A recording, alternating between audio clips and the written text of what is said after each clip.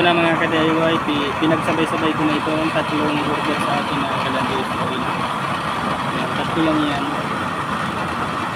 Low flame.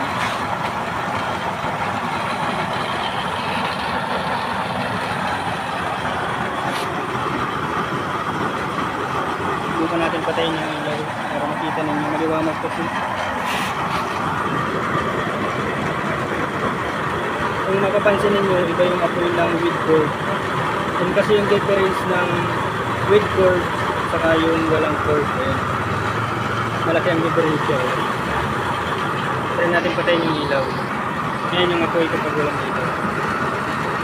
Pansin ninyo yung with cord. Iba yung buga ng apoy niya. Ayan. Dito sa walang cord. Yun, malakas buga ng buo dito na labas.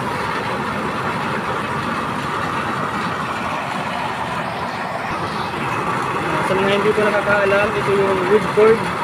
Yung cord na naka-cord sa ibabaw ng yan. Sa ibabaw ng chamber, wood cord. Yun ay walang cord, dalawa.